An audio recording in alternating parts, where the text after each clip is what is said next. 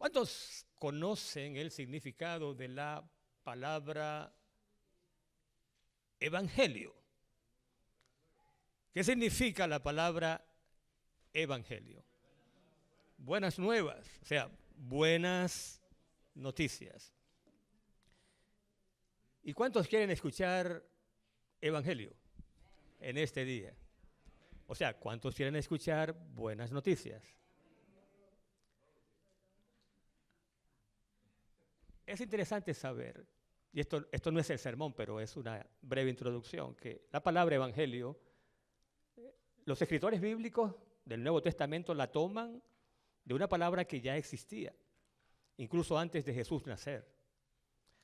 Cada vez que moría un emperador y se nombraba a un nuevo emperador, los heraldos salían a recorrer cada rincón, cada provincia del imperio, para anunciar evangelio. En otras palabras, para dar las buenas nuevas de que ya tenemos un nuevo emperador. Cuando Cristo viene y dice arrepentíos y creed en el evangelio, está usando una palabra que ya existía. Pero me llama la atención, un autor, se llama Tim Keller, dice que cuando se habla del evangelio, incluso en tiempos del Imperio Romano, no se está hablando de noticias ordinarias, sino de noticias, no ordinarias, sino extraordinarias. Y dice Keller, el tipo de noticias que te puede cambiar la vida. Y ahora, si después de escuchar estas palabras decides quedarte en la iglesia escuchando, lo haces a tu propio riesgo. ¿Por qué razón? Porque el evangelio te puede, ¿qué cosa? Cambiar la vida. Y de una manera significativa. Y dicho esto, dos preguntas que hace un autor, su nombre es Wilmore Iva, un pastor adventista. En un artículo publicado en la revista El Ministerio, él hace una pregunta bien interesante. Bueno, de hecho son dos. La primera pregunta dice, ¿qué ha sido lo peor que ha ocurrido en la historia de la humanidad? Entonces, él mismo responde. ¿Qué ha sido lo peor? Él mismo responde diciendo, la crucifixión de Cristo. ¿Es que puede haber algo peor? ¿Es que ha habido en la historia de la humanidad un evento, una ocasión en la cual ha habido tanta hazaña, tanta maldad, tanto ultraje, tanto vituperio, tanta burla, tanto escarnio? No. Ocurrió justamente en la persona del ser más noble y más puro que ha caminado por esta tierra. Pero entonces la segunda pregunta que el mismo pastor Iva hace, dice, si eso ha sido lo peor, ¿qué ha sido lo mejor? Y entonces él responde, la crucifixión de Cristo.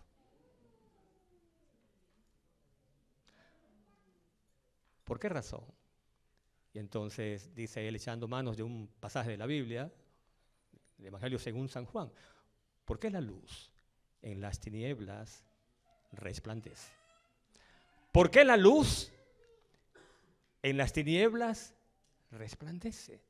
¿Cómo puede ser que el peor suceso termine siendo el mejor? ¿Cómo puede ser que el peor día de la humanidad termine siendo el mejor? Porque la luz en las tinieblas resplandece. Y porque cuanto más densas son las tinieblas, con mayor fulgor brilla esa luz. Por eso estamos aquí hoy, oye bien, listos para escuchar buenas noticias. Y la gran noticia es que en vez de reunirnos para lamentar la muerte de nuestro Señor, aquí estamos hoy para celebrar. Para celebrar. ¿Y cómo se puede entender? Bueno, celebrar que nuestro Señor no es un héroe muerto, sino un Salvador vivo. Ahí está la diferencia. Por eso celebramos. Y en esta reflexión, que va a ser breve. Hay dos razones por las cuales quiero celebrar con ustedes. Dos razones que explican cómo puede ser que el peor día de la humanidad termine siendo el día más glorioso de su historia. Y la primera razón tiene que ver con pasaje de la Biblia que vamos a leer después de una corta historia. Una ilustración, la cuenta un autor, él se llama Clovis Chappell, y él cuenta que un alpinista se proponía llegar a la cumbre del monte, el nombre es McKinley, en Alaska. Se proponía llegar a la cumbre, pero se dio cuenta en un momento dado de su travesía, de su escalada, que no lo iba a lograr. De hecho, se dio cuenta incluso que iba a morir en el intento. Y cuando se dio cuenta de que iba a morir, este alpinista buscó un árbol, se recostó del tronco, de alguna manera, sería un cincel, algo punzante, hizo allí un dibujito en el cual dibujó un dedo señalando hacia abajo, justamente señalando hacia el lugar donde él estaba sentado. Y después escribió un papel, un mensajito en un papel, y el mensaje del papel decía: el final del camino. Pero no era ese el final del camino que él se propuso alcanzar cuando comenzó su escalada. Él pensaba llegar ¿a dónde? A la cima. Pero para él ese pasaje donde estaba sentado se convirtió en el final del camino. Y allí lo encontraron, el cadáver lo encontraron con estas características. En otras palabras, este individuo se quedó, podríamos decirlo así en forma coloquial, se quedó a mitad de camino. Pero dice Clovis Chappell, no ocurrió lo mismo con nuestro Señor. Y aquí la primera razón para celebrar, porque Él llegó hasta el final del camino. Y llegó al final del camino cuando Él expresó dos palabras que conocemos muy bien. Cuando Él dijo, a ver, consumado es. Y qué interesante es conocer el significado de la palabra en griego. Quizás la has escuchado nombrar o has leído al respecto. La palabra en griego, dice otro autor, es tetelestai. Y dice, tetelestai era una palabra común en la Grecia antigua y en la Roma antigua. Tetelestai era la palabra que se usaba, por ejemplo, cuando un artista completaba una obra de arte, por ejemplo, una pintura, él decía tetelestai, que significa obra completada, obra terminada. Pero tetelestai también se usaba comúnmente cuando alguien compraba, de paso en aquel entonces también se podía comprar a plazos, o decimos en nuestro país por cuotas, ¿se entiende, verdad? Comprar por cuotas. Dice, cuando alguien compraba un bien a plazos o por cuotas, iba pagando poco a poco, y cuando pagaba la última cuota, el vendedor le extendía un recibo con la palabra tetelestai. ¿Y sabe qué significaba?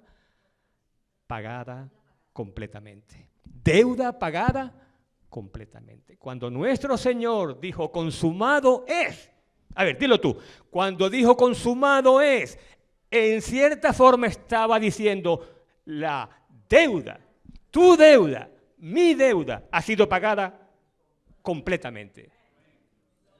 ¿Hay o no hay razones para celebrar? Tetelestai. La deuda fue pagada completamente. No quedó nada. ¿Y por qué celebrar? Bueno, porque yo no sé si tú has estado orando por mucho tiempo, pidiendo perdón por algo que ocurrió, algo que sucedió, algo que tú sabes y quizás nadie más.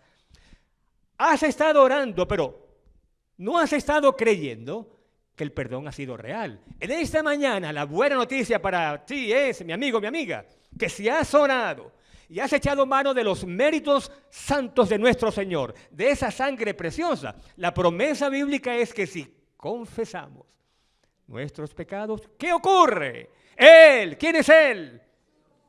Él es fiel y es justo. No solamente para perdonarnos nuestros pecados, sino para limpiarnos de toda maldad. De toda maldad. Toda. Así que, antes de salir de esa puerta, da gracias a Dios, porque tú has sido perdonado. Tetelestai, completamente.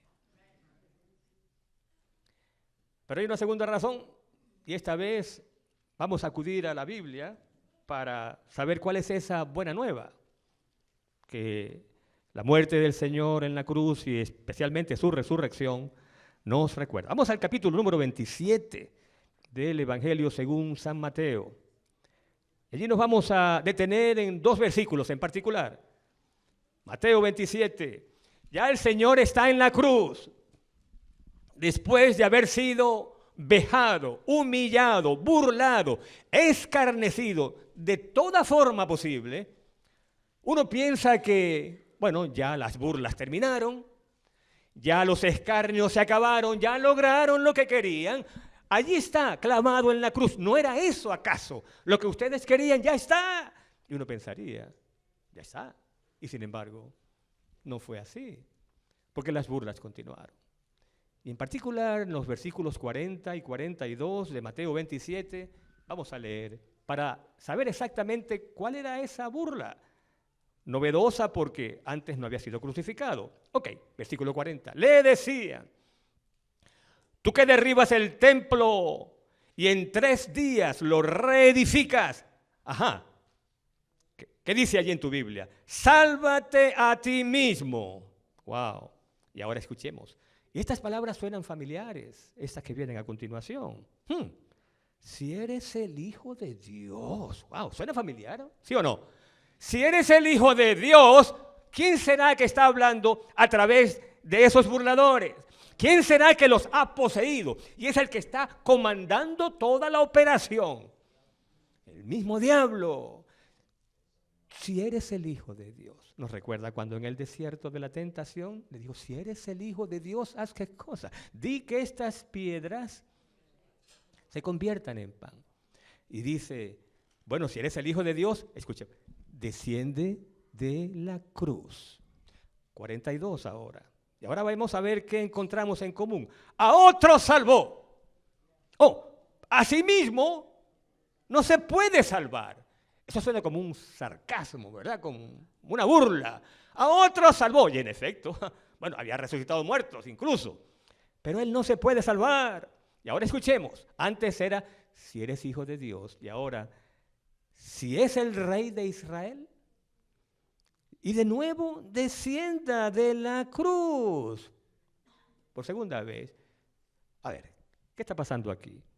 Desciende de la cruz y creeremos en Él. Pero, ¿será que creerían en Él? Bueno, si no creyeron en alguien que resucitó muertos, incluso muerto de 4 días, no iban a creer, no importaba lo que ocurriera. Pero he aquí que, como dicen, creyendo sus propias mentiras, ¿no?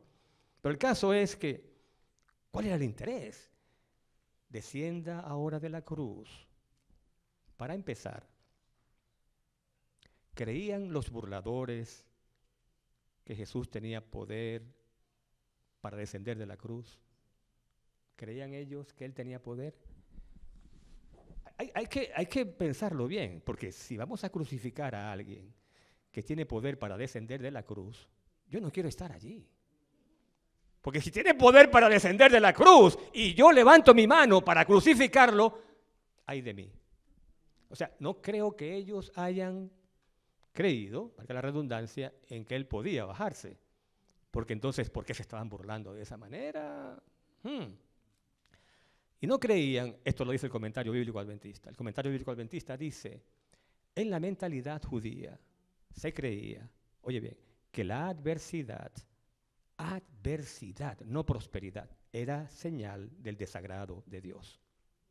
Y en ese momento, ¿qué están viendo? ¿Al Hijo de Dios? ¿Al Mesías? No, están viendo a un hombre muriendo como un criminal.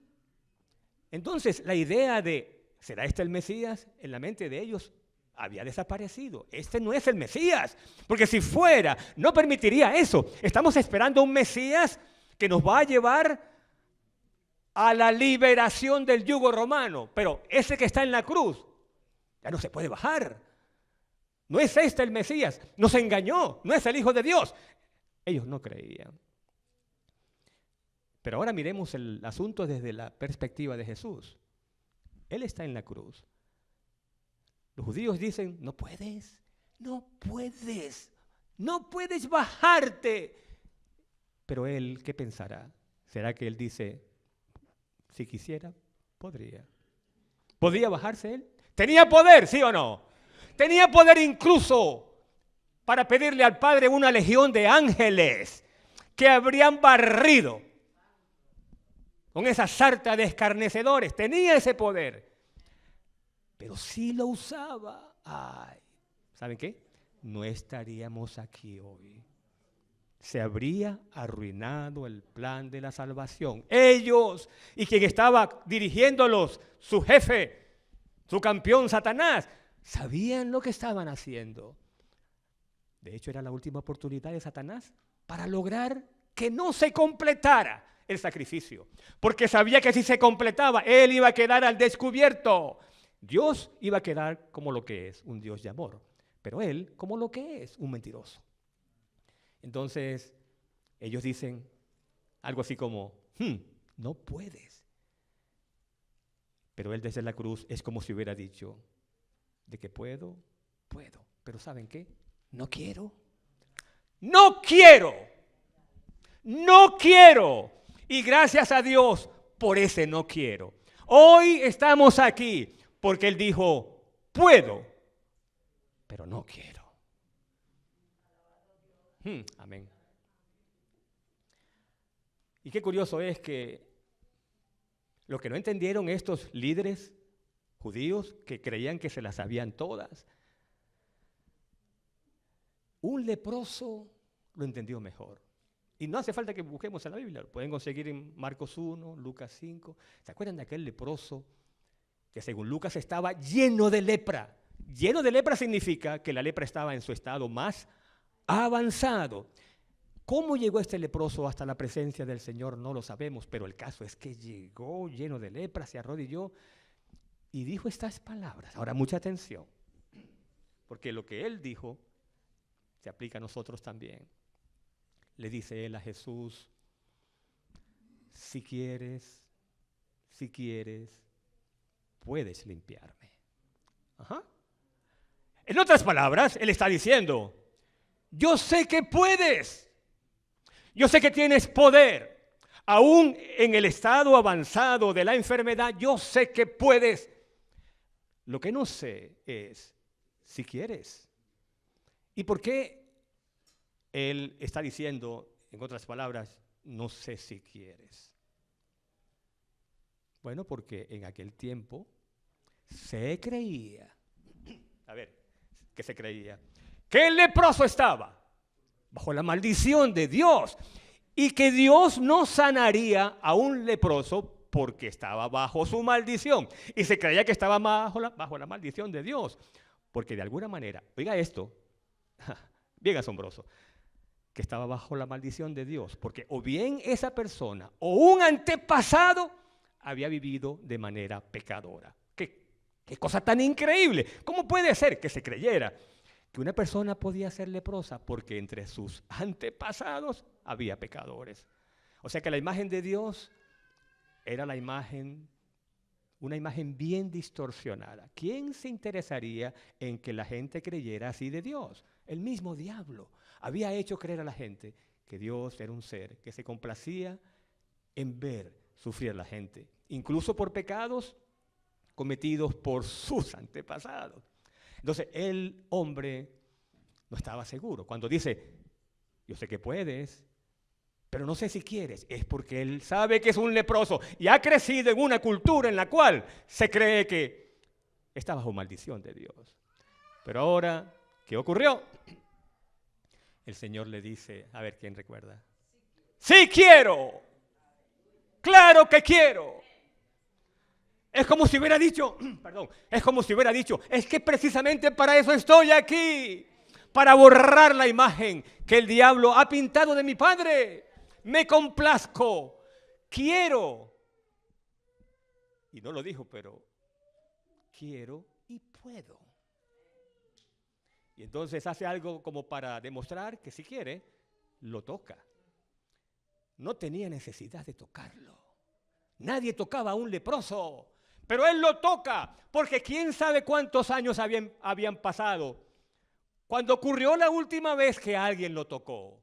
El toque humano no lo había recibido, pero Dios mismo lo toca. Dios lo toca sin temor a contaminarse. Y como diciendo, nadie está tan pecador o nadie ha caído tan bajo como para que yo no lo toque. Esa fue la dinámica entre el poder de Dios y el amor de Dios que los escarnecedores no habían logrado entender, pero que un leproso sí la pudo entender. Así que mi amigo, mi amiga, buenas nuevas. Dios quiere darte, no necesariamente lo que tú estás pidiendo, quiere darte lo mejor. Y mucho mejor aún, puede hacerlo. Espera en Dios. Cualquiera sea tu dificultad, tu prueba, tu agonía, tu súplica, tu angustia, espera en Dios. Porque tú eres una hija de Dios. Tú eres un hijo de Dios. Y por lo tanto vales para Él. Precisamente en la cruz, Él no se bajó. Y esta parte sí me gusta. Y aquí está la segunda razón. Dije que eran dos. La primera, cubrió la distancia completa. Esa es buena noticia. Y la segunda buena noticia, en la cruz, mi amigo, mi amiga, Él no se baja porque estaba pensando en ti y estaba pensando en mí. ¿Y cómo lo sabemos? Bueno, el clásico Isaías 53. Normalmente leemos Isaías 53 y nos quedamos por ahí en el versículo 5, 6, pero no llegamos hasta el versículo 11. Y en el versículo 11, no sé cómo dice tu versión, pero yo traje una aquí que dice, Isaías 53, 11. ¿Qué fue lo que sostuvo al Señor en la cruz? Dice esta versión, Reina Valera del 95. Verá el fruto de la aflicción de su alma y quedará satisfecho. ¿Cuál es el fruto de la aflicción de su alma? Cuando la Biblia dice, Él verá, en Isaías 53 se nos está diciendo, Él por nuestras rebeliones fue herido, fue molido por nuestros pecados, el castigo de nuestra paz fue sobre Él, por su llaga fuimos nosotros curados. Sigue leyendo y llega hasta el versículo 11, porque dice allí que Él, el Cordero, vería el fruto de su aflicción. ¿Qué quiere decir eso? El fruto de su sacrificio y quedaría satisfecho. En otras palabras, en la cruz vio de alguna manera a los millones y millones de personas que a través de las edades lo aceptarían a Él como el Cordero de Dios que quita el pecado del mundo. En otras palabras, te vio a ti y me vio a mí. Y por eso no se bajó. Ahora digo yo, ¿no son estas buenas noticias? ¿Cuándo Él decidió que no se bajaría? Bueno, pensamos el Getsemaní fue el momento, ¿verdad? ¿Te acuerdan? Porque dice, este libro que está en tu casa, quizás llevando polvo, el deseado de todas las gentes, que todavía había tiempo en el Getsemaní, todavía podía decir, ¿cómo? A ver quién recuerda. Todavía podía decir que el hombre, el ser humano coseche el fruto de su rebelión, que yo regreso ¿a dónde? Que yo regreso al cielo, que yo regreso al Padre. Sin embargo, no lo hizo. Al final terminó diciendo, si no puede pasar de mí esta copa. ¿Cuál copa? La copa, lo que venía, el sufrimiento. Si no puede pasar de mí esta copa, no sea como yo quiero, sino como tú quieres. En otras palabras, cúmplase tu voluntad. Entonces, ¿entienden ahora por qué dije no llegamos aquí a lamentar, sino a qué? A celebrar. Y ahora, de paso, he estado mirando el reloj aquel y tiene la misma hora de que llegué. Por eso saqué mi relojito, porque, wow, yo decía, pero no se mueve. Ok, entonces ahora voy a terminar con una historia. ¿Qué cosa? Muy bien. La historia es muy conocida. Han oído hablar de un sacerdote llamado Maximiliano Kolbe. Maximiliano, en español diríamos, era uno de los prisioneros en el centro de, iba a decir campo de concentración, pero más bien debería decir campo de exterminio. ¿Han oído hablar de Auschwitz? En Auschwitz se calcula que murieron más de 1 millón de judíos. ¡Más de 1 millón! Uno de los prisioneros era Maximilian Kolbe. Y se dice que un día de julio de 1941 escapó un prisionero. Cuando un prisionero escapaba, la pena era 10 muertos. 10 muertos por cada prisionero. Y los muertos, o sea, los candidatos a la muerte, saldrían de la misma barraca a la cual pertenecía el que había escapado. Y bueno, ya sabemos, era un juicio sumarial, no había abogados defensores, simplemente el guardia encargado de guardias bien armados iba a la barraca y allí hacían salir a todos los prisioneros. Y a dedo este hombre, como si fuera Dios, decidía quién viviría y quién no. Y el caso es que a dedo señaló a los 10 prisioneros. Y uno de ellos era un polaco joven de nombre Franciszek. No sé pronunciar el apellido, pero Franciszek. Y el caso es que cuando Franciszek es seleccionado, de inmediato empieza a llorar y dice, en medio de sus sollozos dice, ¡oh Dios! ¡Oh Dios! Tengo esposa, tengo hijos. ¿Y qué le importaba eso a un guardia alemán? No les importaba en absoluto. Pero le importó a alguien que estaba allí, miembro de la barraca, que no había sido seleccionado. Era Maximiliano Kolbe. Entonces hizo algo que, bueno, ha pasado a la historia como una muestra de abnegación, una muestra de lo que significa el amor de un ser humano por otro. Corriendo riesgo de que lo acribillaran en el momento, dio un paso al frente, pidió permiso para hablar y le dijo al comandante, ¿puedo hablar? ¿Qué quiere usted? Y dijo entonces Maximiliano, yo quiero morir por él. Wow, yo quiero morir por él. ¿Y por qué? Y entonces hizo uso de un argumento que tenía mucha fuerza para esos alemanes allí, porque les dijo, yo ya soy viejo y no puedo rendir mucho en el trabajo. No soy muy útil, no es mucho lo que puedo hacer. Él es más joven y les va a ser más útil. Por supuesto, no era esa la razón principal. No era la razón. Y entonces el alemán entendió, nos conviene más que muera el viejo y nos quedemos con el joven. Entonces los 10 fueron sacados, llevados a un lugar, se les administró una inyección letal. Los 10 murieron y, qué curioso, el último en morir fue Maximiliano Kolbe. Y el día en que murió era un 14 de agosto. Y entonces, ya pueden imaginar el relato, pero dicen los que han escrito al respecto que a partir de ese entonces, Franciszek no pudo olvidar jamás el sacrificio de su amigo, gracias al cual él ahora podía vivir. Al final fue liberado, no encontró la muerte en Auschwitz.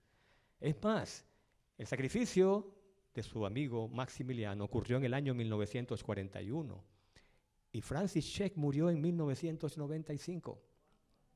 ¿Cuántos años son esos? De vida extra. 44 años. Pero se cuenta que Franciszek fue siempre un hombre agradecido. Con sus propias manos elaboró una placa que colocó en su casa en un lugar visible, tan visible que cada día él leía en la placa de lo que había hecho Maximiliano por él. Y cada 14 de agosto viajaba a Auschwitz a rendirle tributo al hombre que había estado dispuesto a morir por él. Un autor que escribe al respecto, Max Lucado, hace una pregunta interesante porque dice, ¿cómo habrá vivido Franciszek durante esos 44 años? ¿Vivió una vida digna? Una vida en la cual hizo una contribución para su familia, para la comunidad, para su iglesia, o vivió de manera disipada, desenfrenada. En otras palabras, la pregunta que hace es, ¿valió la pena el sacrificio de Maximiliano en favor de Francis Schaek? Aparentemente sí, porque el hombre vivió agradecido durante todo el resto de su vida y vivió una vida aparentemente digna. ¿Sabes por qué hago esta pregunta? Porque cada Semana Santa que pasa, sucede lo mismo con muchos. Y es que recordamos el sacrificio del Señor. Nuestros corazones se enternecen por un tiempo y después volvemos a lo mismo. Y vivimos como si nada hubiera ocurrido. Como si ese Salvador nuestro no hubiera sufrido todo lo que Él sufrió. Después de la cena, ese jueves de noche, fueron a orar al Getsemaní. Al poco rato Judas lo entregó con un beso y a partir de la medianoche en adelante es como si todos los poderes del mal se hubieran desatado sobre nuestro Señor. Porque, bueno, primero fue Anás, después fue Caifás, después fue el Sanedrín, después fue la entrevista con Pilato, después otra con Herodes, después de regreso a Pilato, y entre una y otra eran ultrajes, golpes, burlas. No durmió un minuto de esa noche. Sufrió todo tipo de golpes y de burlas y de escarnio. Y para colmo entonces, el peor de los escarnios en aquel entonces, clavado en una cruz. Entonces, mi pregunta es, ¿será que vamos a finalmente vivir a la altura del costo de nuestra redención y lo que se pagó? Y aquí la propuesta que tengo para ustedes y para mí, por supuesto. 2 o 3 ideas. Número 1, que nos atrevamos a vivir, y escuchen bien la palabra, atrevamos, que nos atrevamos a vivir cada día como hombres y mujeres que han sido perdonados por la preciosa sangre de Cristo. Porque una cosa es orar y decir, ¿será que soy o no perdonado? Que nos atrevamos a vivir como que hemos sido perdonados. Porque esa preciosa sangre fue derramada precisamente para que no tengamos que vivir como si nada ha pasado. Número 2, que nos atrevamos a vivir. Como lo dice el apóstol cuando escribe a los cristianos de Corinto, si alguno está en Cristo, que nos atrevamos a vivir como nuevas criaturas. Porque si alguno está en Cristo, nueva criatura es. ¿Qué pasa con las cosas antiguas? Las cosas viejas pasaron. He aquí que todas son hechas nuevas. En otras palabras, ¿será que vamos a seguir viviendo la vida antigua como si nada hubiera pasado allá en el Gólgota? Y finalmente, que nos atrevamos a vivir como hombres y mujeres que se preparan para vivir en la eternidad cantando alabanzas a aquel que fue destinado para la muerte desde antes de la fundación del mundo. Que nos atrevamos a vivir en esta tierra como si el cielo ya hubiera comenzado. Y en el cielo será nuestro privilegio decir, digno es quien, digno es el Cordero, de recibir toda honra, toda gloria por los siglos de los siglos. Amén.